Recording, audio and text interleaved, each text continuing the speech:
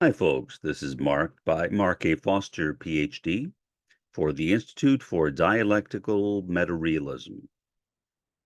This is a possible epilogue on my first world family, with my psychiatrist having met with him about 12 hours ago online using the platform Doxy, which is a very good telemedicine platform, kind of like Zoom.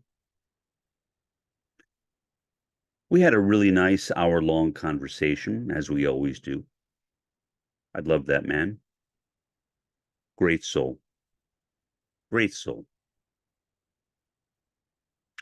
We talked about, obviously, the things that I had been mentioning throughout this series of episodes of my podcast concerning my sister and my mother's behavior, or misbehavior, I guess probably is more appropriate. What she did by placing her daughter, my sister, my kid sister, on a Greyhound bus from Whittier, California to Long Island, New York at 10 years old. And she was a pretty girl. And she was harassed during that trip. Apparently, that never crossed the mind of my mother, or my father for that matter.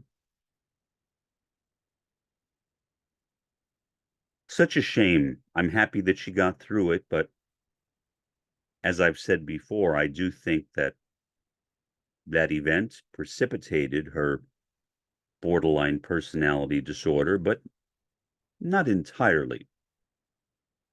Here's why. I discussed this situation with my psychiatrist today, and I raised the possibility that my mother also had borderline personality disorder. Now, I am not qualified to say that, and realistically, considering he never met my mother, who died 25, 30 years ago, neither is he. But certainly he has more training than I do. I only have the training I've gotten from reading some books. He agreed with me. He agreed with me that my mother very likely, which is about as close as you can get without diagnosing somebody, very likely had borderline personality disorder too, for a number of reasons. And so I said earlier that my sister's bus trip, her abandonment, which is an issue that she struggles with till this day, as she's told me, her abandonment by my mother and by my father on that bus, her abandonment caused primarily, I think, her borderline personality disorder. And Doug, my psychiatrist, agreed with me. But I brought up the possibility again that maybe my mother was borderline too. He agreed. I had a conversation with my uncle Ralph before he died, obviously. Um, he was a kind of messed up individual in his own right. He had bipolar disorder. He self-medicated by becoming an alcoholic. And I wonder sometimes if my mother's problems might have been a result, at least partially, of having grown up in a family with her brother. Although my mother loved her brother, To my mother, my brother was one of her angels. My mother did not have a very good sense of choice. She wasn't a very good judge of character, in my opinion. Not a good judge of character at all. And for example, my sister spent a lot of time with our mother when I was in my teens. I wanted to spend some time with my mother. I told her. I kept on telling her. And she kept on turning me down. She would always say, I already have plans with your sister. And I said, well, can you make some plans with me in advance? And she simply would not respond. So the answer was no. My mother did not want to be around me. Again, I was the chief family demon. My mother would never admit it, but she despised me. She despised me. I would say that she despised my sister too, at least at that point. I mean, you don't put your 10-year-old daughter on a Greyhound bus from Whittier, California to Long Island, New York, if you love your daughter. You simply do not do that. So there was no love between them either. Till this day, I still wish that my mother would have spent some time in prison, maybe 20 years. Perhaps that's too much to expect, but 20 years sounds about right to me. As far as I know, my mother never apologized to my sister. She certainly never apologized to me as my sister's big brother. And I think I merited an apology too. She never even mentioned it to me. I only heard about it from my sister. Apparently, it was not a big deal to either my mother or my father. They simply did not care. My sister got home on the Greyhound bus, and then several days later, my parents flew in from California.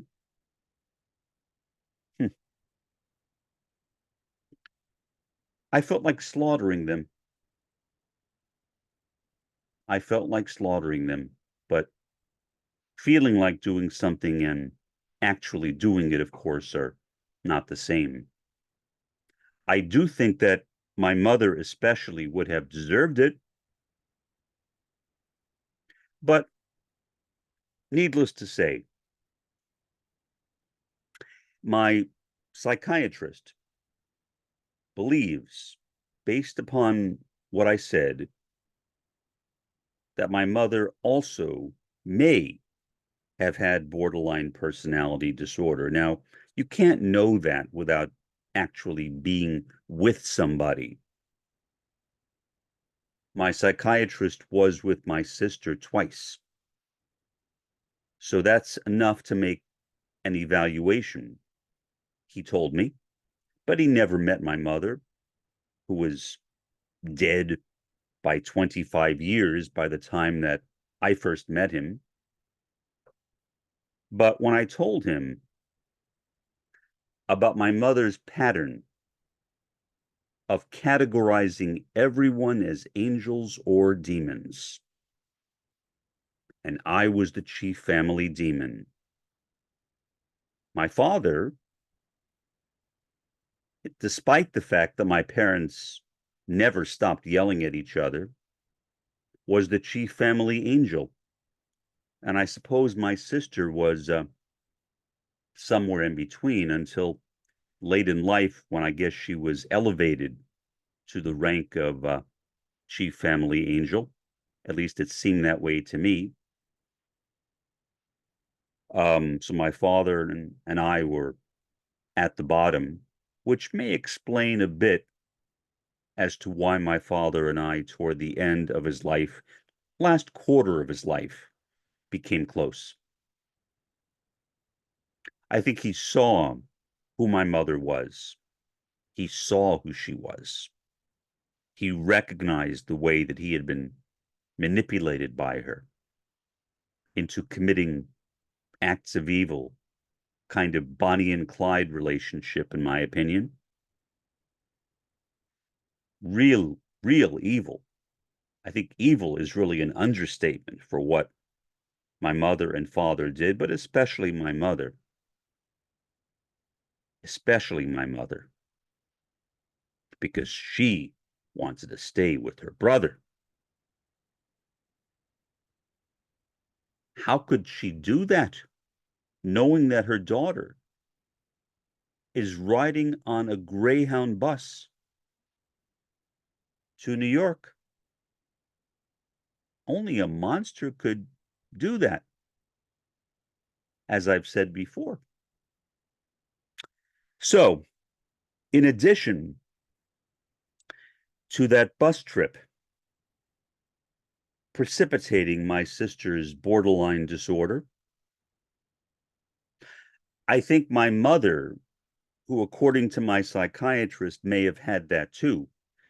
Apparently, the tendency to divide people into demons and angels is a characteristic that is common among people with borderline. And I've always seen my sister as a kind of mini me of my mother, to use the modern expression, mini me. She takes after her. She takes after some of her worst traits. I can't think of any good traits that my mother had.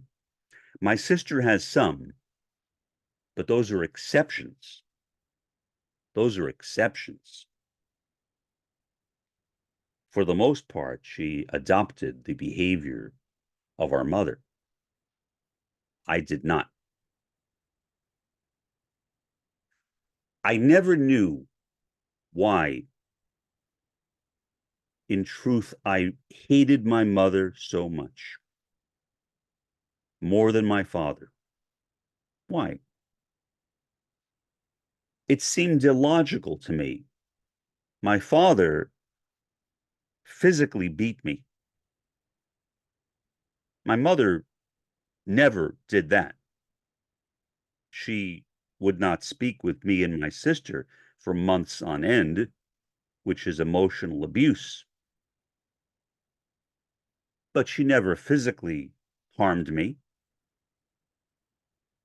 So why would I feel this extreme anger, hatred toward her? For so long, I tried to figure it out. I tried to resolve it in my head for a long time. I thought I was making some progress because my sister could not understand why I essentially forgave my father, essentially, but not my mother. And to be honest, I could not understand it either. I just did. It happened. For whatever reason, it happened. Now I know. The repression. The repression. My psychiatrist brought up the difference between repression and suppression.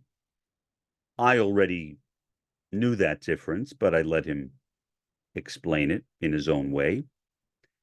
Repression is unintentional, or I guess some might say unconscious, whatever unconscious means. Suppression is intentional, where you intentionally suppress a particular thought. That is not what I did.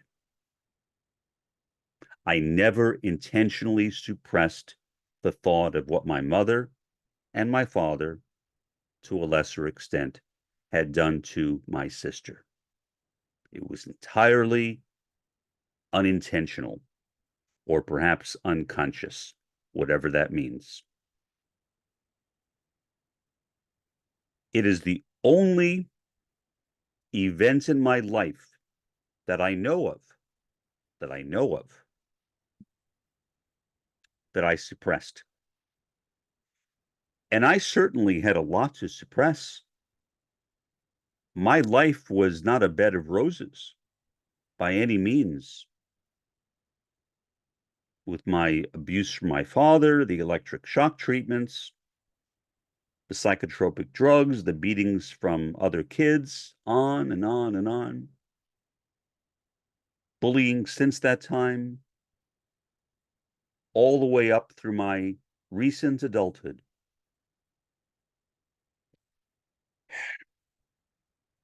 I had plenty of things to repress, but I didn't.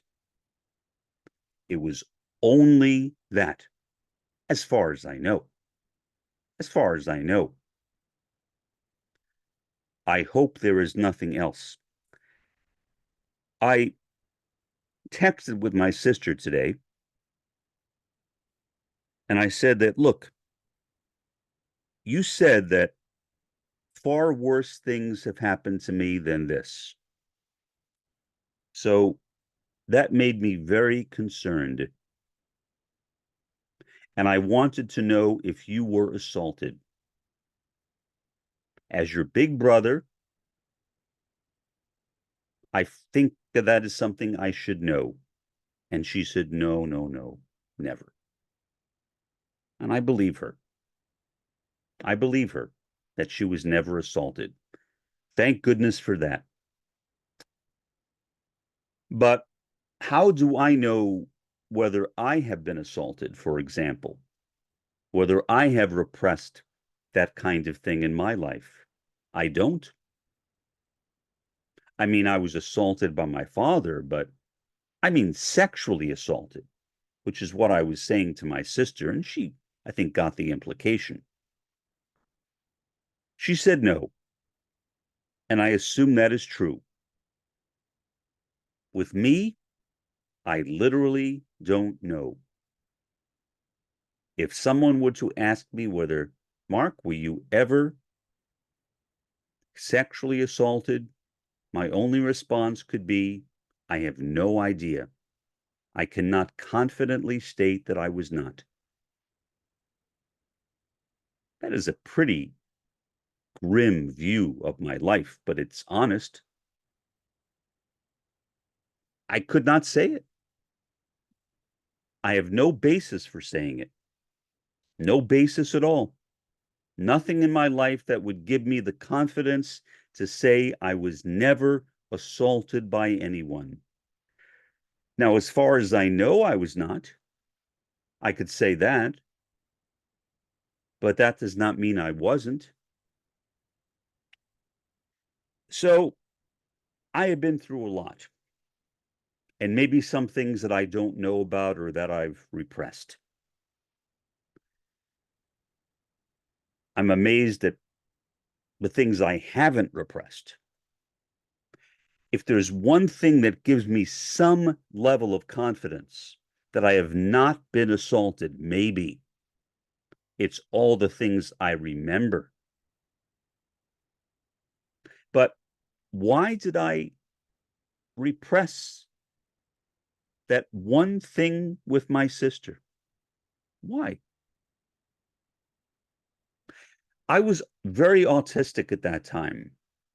That meant I had no empathy, no intersubjectivity, or as psychotherapists call it commonly, no theory of mind, meaning I could not understand the minds of other people. And so, in that state, Why was I so traumatized by it? Autistics have a very unusual and a very strong sense of justice and injustice. That is the only thing that I can think of. I was so overwhelmed with the injustice of what happened to my sister that I literally repressed it, suppressed it. Well, repressed it. I repressed it. I compartmentalized it into some dark hidden region of my brain until I discovered it a mere few days ago. It is tragic. Life is a tragedy. I mean, certainly my life is much better than most. Most people live in the third world. Most people do not have enough food to eat. Most people live on a very fixed budget. I am wealthy, very wealthy. So I have nothing to complain about. But the saying money cannot buy happiness is really, really true. And I didn't really understand that at one time. Now I do. And I can tell you from my own personal life, money cannot buy happiness. Money cannot buy happiness, or at least in my case, it can't. Maybe some people, it's different. But money cannot buy happiness. It has not bought me happiness. Other things have, but not that. Being a Maoist third worldist has brought me happiness, for example. That I love. People I have met, my comrades in Maoism third worldism, whom I love, that has brought me happiness. Other things, other associations I have brought me happiness. So I have really no right to complain, and yet I am not complaining about myself. I'm complaining about my sister and the fact that my uncle told me that my mother was always like this, always like this. She always divided the world into angels and demons. My uncle Ralph, who I think may be one reason why my mother was so traumatized, yet my mother loved him because of his bipolar disorder. Living with somebody with bipolar disorder is not easy. I know people who've done it. It's not easy at all. Not easy growing up with somebody who's autistic, for that matter. But bipolar people can be very problematic in a person's life. And yet, my mother loved him. At some point, I don't know when, my Uncle Ralph turned to alcohol, became an alcoholic, self-medicated for bipolar disorder, and became a really nasty guy, including to me and including to my sister, which is why she wanted to leave. My parents must have seen that. And they knew he did it to me because I told them. Whether they believed me, I don't know, but they were there. They were in Whittier, California when he was doing it. I can't imagine they didn't observe it. My father, again, I can partially excuse because of his autism and because he is not the one who wanted to stay there.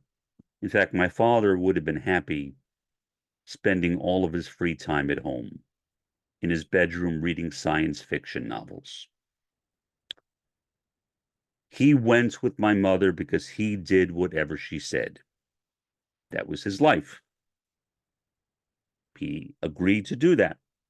Would I? No. I'm too independent. My father was not an independent man. So he just went along with my mother.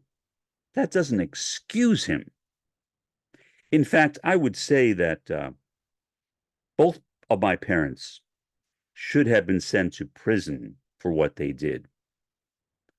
Although I don't know if child neglect or abandonment is a criminal offense. I don't know that. I'm not a criminal lawyer or any kind of lawyer, but at least I think they would have lost custody of both my sister and myself.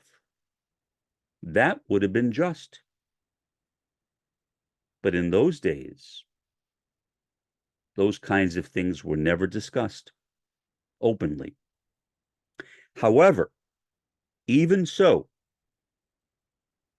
if public welfare had found out about what my parents did, I still think that they would have lost custody of my sister and myself, even back then. That was their job. That was their job. And unless they were committed to not doing their job, yeah, I think my parents would have lost my sister and myself, and my life might have turned out very differently as my sister as well. I don't know how, but they should definitely have lost custody of both of us. They demonstrated very clearly that they were not competent parents, that they were evil, down to the very center of their characters, especially my mother. My father, not so much. Again, my father I can excuse to a degree, but my mother especially. And so, having had this, I guess, post-mortem makes some sense. Discussion with my psychiatrist about this, where he definitely agrees with me that my mother very likely had borderline personality disorder, just like he diagnosed my sister with it. Again, my sister was basically a mini me of our mother. She took after her in many ways, which is why my mother wanted to spend all of her time with her and none of it with me, which made me resent her even more. I had many reasons to resent her. Many, many, many reasons. That's just the beginning of it. It's hard to forgive her for the things that she did. And in fact, I don't forgive her. Why?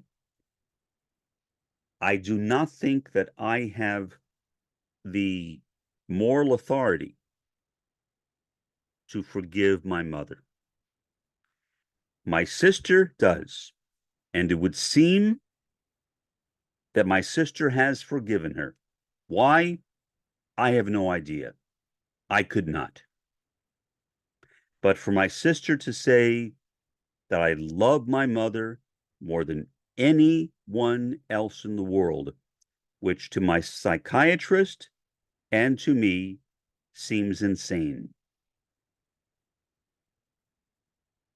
The fact that she could say that is insane, in my opinion. But that's her business. I am not her. And as her big brother, I do not have the right to forgive her. Does that mean that I should cherish some level of resentment for the rest of my life? No. I should go on with my life and try to deal with her and see other aspects of her life as well. But should I forgive her? That's the question. Should I forgive her? No. There is so much attention given in the modern world to the importance of forgiveness. I hear so many people say that to move on with one's life, one needs to forgive people because you are only hurting yourself by not forgiving them. Maybe that's true.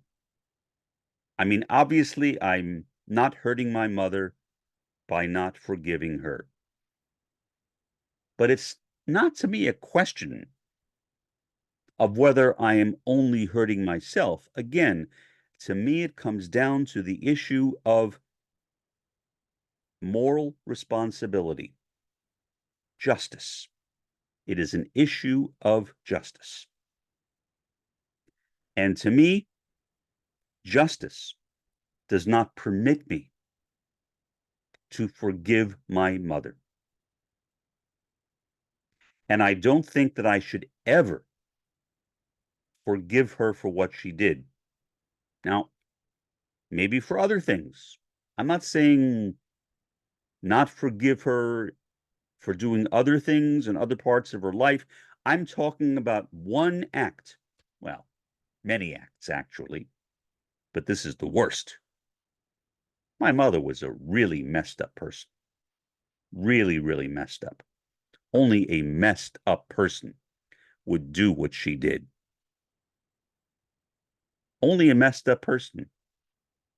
So, going back to the theme that I had been discussing in connection with my dysfunctional family, first world problems. Nothing like what exists in the third world. It's hardly even a problem compared to the starvation. Look at what's happening in Gaza. I cannot even justify feeling bad for myself after looking at Gaza, but it's not that I feel bad for myself. It's that I will not forgive my mother. Simple. Simple. And I think that is right. And so, looking at all the problems that exist throughout the world, throughout the capitalist world system, whether the first world, the third world, or the fourth world,